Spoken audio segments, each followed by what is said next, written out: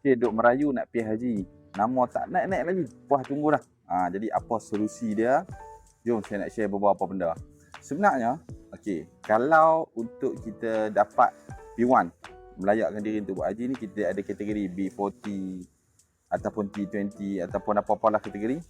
Tapi bila konteks rayuan, ni kena tahu, bila konteks rayuan kita merayu, kita dah tak dikira sebagai B40 ke M40 ke T20, kita dikira T20 semua. Kita kena buat bayaran penuh, iaitu RM33,000, bukan RM15,000.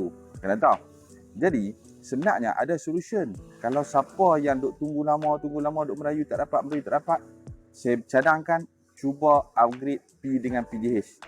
P dengan PJH ni memang harga dia akan naik lagi sikit, tapi dia lebih selesa, dia lebih seronok, lebih banyak servis yang di-upgrade. Dia lebih kurang dalam 40 lebih ada, 50 lebih ada. Ikut kemampuan, nak pergi sampai 100 lebih pun ada. Itu solution yang kedua. Yang pertama, nak merayu P juga hantar haji. Yang kedua, nak merayu, still merayu tapi pergi dengan PJH supaya rayuan tu dipercepatkan lagi. Ataupun kategori yang ketiga adalah kategori menggunakan visa khas. Jadi sebenarnya visa khas ni panjanglah uraian dan perbahasan perbincangan dia. Ada macam-macam kontroversi dan sebagainya. Cuma saya cadangkan untuk yang nak selamat, lebih baik kita pergi dengan PJH yang dah di-authorize, yang dah ada lesen khas, yang dah dilayakkan daripada ribuan syarikat travel yang ada kat Malaysia ni, semua duk mohon PJH. Hanya beberapa kerak ni sahaja yang dapat. Jadi mereka ni adalah lebih baik kita pergi dengan mereka kalau kita nak upgrade.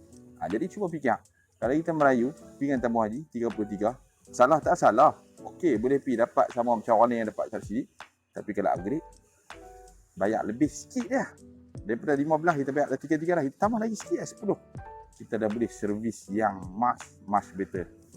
Jadi harap penjelasan ini sampai dan dapat faham dengan baik. Why not kita pergi dengan PJH?